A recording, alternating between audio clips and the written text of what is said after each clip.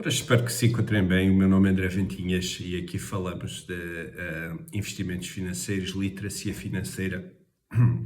e, ao fim e ao cabo, dos mercados financeiros.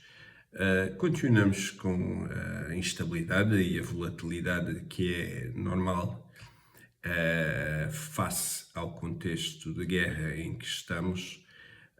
E, sobretudo, a não abertura do Estreito de Hormuz causa-nos todos estes constrangimentos e, inclusivamente, está-se a ver que até ao próprio Donald Trump, o presidente dos Estados Unidos, está a sofrer com isso. Ao fim e ao cabo, normalmente o efeito ricochete é óbvio. E se ele não sabia o que está a fazer, de certo que hoje está a pensar melhor naquilo que fez e no erro estratégico que tomou, para além de ser lamentável sempre a perda de vidas humanas em qualquer ponto do mundo. Sobre o primeiro ponto que queria aqui deixar é o aumento da curva de juros. Quando as curvas de juros dos países de 2 anos, de 10 anos, de 30 anos, ou seja, os países, a Reserva Federal, a Alemanha, a Inglaterra, quando estes países começam a ter uma curva de juros que começa a subir e há aumentos da curva de juros que já não se viam há algum tempo ao nível dos vários países, quer na Europa, quer nos Estados Unidos, e que estão demasiado evidentes, e quando isso começa a acontecer é sinal de preocupação, porque o dinheiro com que os países se financiam para continuar, entre aspas, com as operações normais nas suas economias, esse dinheiro começa a ser mais caro e, portanto, os investidores começam a estar menos receptivos a comprarem a taxas de juro pouco arriscadas, digamos assim, aquilo que é a dívida e, portanto, o financiamento desses países. Portanto, a curva de juros está a atingir valores que não se viam há algum tempo. Já houve alguns países, o caso da América, salvo erro, o Reino Unido, portanto, alguns países já tiveram inclusivamente de pôr o próprio Banco Central a recomprar a sua dívida e parar, entre aspas, com os leilões no mercado, porque a curva de juros começa a estar bastante elevada e depois esses juros vão ter de ser pagos a um valor maior e, portanto, sabemos que ao nível dos juros compostos depois isso cria um efeito bola de neve que não é bom, sobretudo para o controle da dívida dos países. Portanto, alguns países estão inclusivamente a não fazer esses leilões e eles próprios a recomprarem a sua própria dívida através dos bancos centrais. Quando estes processos começam a acontecer, há um sinal que é típico e que salta à vista, que é a inflação está aí para aumentar nos próximos tempos. Portanto, o sinal do aumento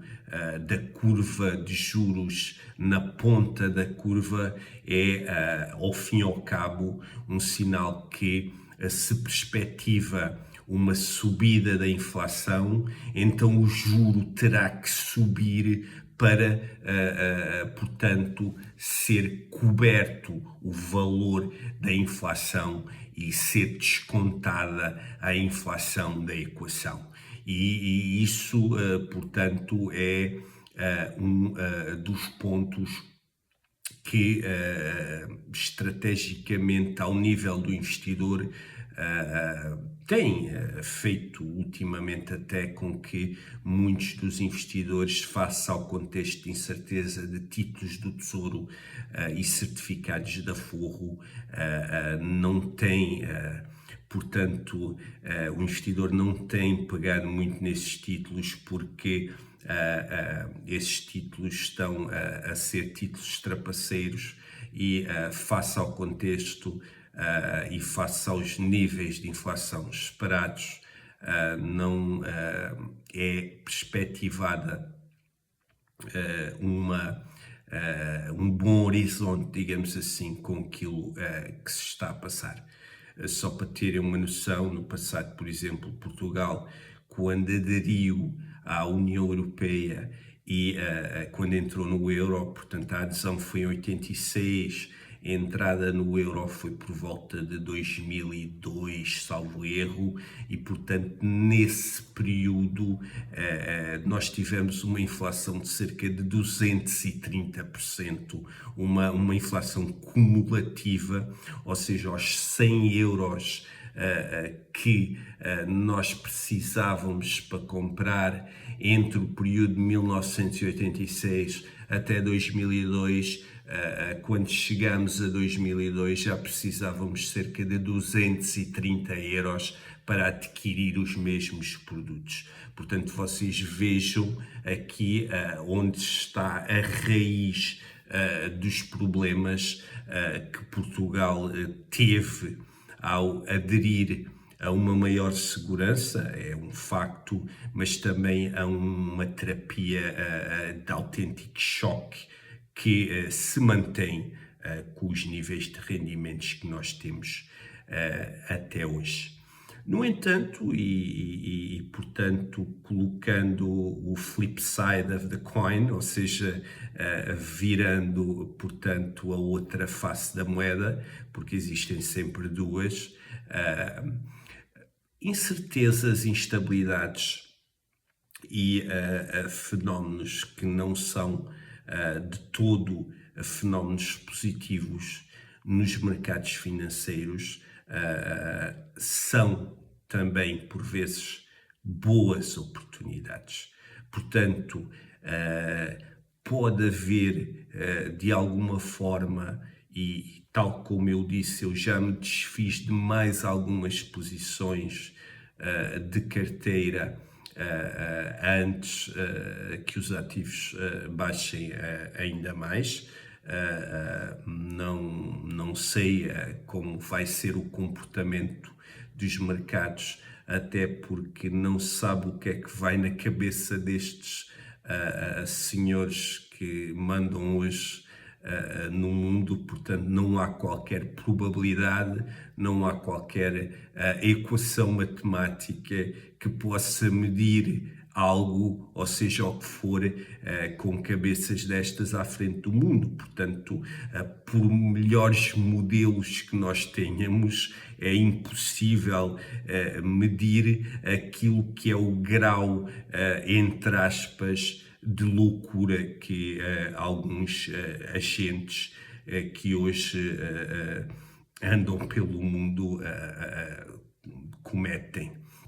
Portanto, aquilo que eu vos queria dizer é para estarem atentos, para verem realmente empresas robustas que poderão estar aí ao virar da esquina a preços mais acessíveis, porque os investidores, sobretudo os traders que jogam o jogo do trader e não do investidor, eles nas calls e nas puts, ou seja, as apostas que eles fazem para subida ou descida de certos instrumentos financeiros, eles colocam-se em xeque. E ao colocarem-se em xeque e num risco demasiado elevado, eles tomam um risco e uma alavancagem desmesurada por vezes, em que têm uma certeza que não existe, em que o mercado se vai comportar de certa forma. Ora, existe cerca de 2 a 3% de traders que são, digamos que,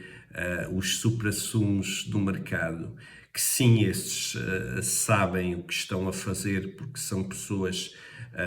fora do normal ao nível do comportamento, mas à volta de 96% são traders perdedores. Portanto, é pó que anda a sobrevoar o mercado e que depois, quando a aposta é perdida, eles têm de repor o dinheiro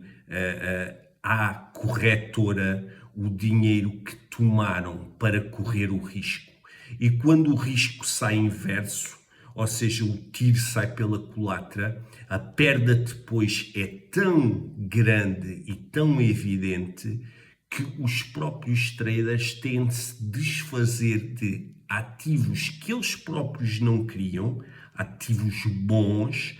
para pagarem à corretora o risco que correram. E, portanto, depois algumas ações que eles nem sequer faziam ideia ou lhe passava pela cabeça desfazer-se delas, eles têm de vender obrigatoriamente, porque senão vão ficar, entre aspas, com a corda no pescoço perante a corretora, e isso depois vai incluir até processos de ordem fiscal ou outro tipo de processos de ordem judicial, e eles depois estarão metidos em uma alhada, digamos assim, ainda maior. Portanto, vocês tenham a frieza e tentem perspectivar que existem sempre os dois lados da moeda e existe sempre boas oportunidades em contexto de incerteza, sobretudo pela tomada de más decisões. Obviamente que nós não queríamos que isto estivesse a acontecer, as decisões depois geram causas e as causas geram consequências, as consequências estão a começar a surgir a uma velocidade cada vez mais evidente, e é bom nós estarmos a par deste tipo de situações, tanto ao nível da curva de juros futura, que está a aumentar, e que isso é um sinal que a inflação poderá vir aí ainda com mais força, mas também que os traders poderão neste momento passar por maus bocados quando têm de pagar aquilo que devem depois de a aposta lhe ter saído furada. Portanto, por isso é que eu continuo com a máxima de John Bogle, stay the course, ou seja, fazendo e continuando o caminho, mas numa perspectiva de investimento, porque tudo passa, aquilo que é positivo às vezes temos de relativizar porque passa, aquilo que é negativo também temos de relativizar porque isso também vai passar. E obviamente que se estamos numa fase menos boa, há que tomar em consideração que esta nuvem também com certeza irá passar e iremos retomar a uma normalidade, e que eu espero que seja o mais próximo possível. Até à próxima, e esperamos que o próximo vídeo já seja com continuação do próximo capítulo do livro de Lyn Alden, Broken Money.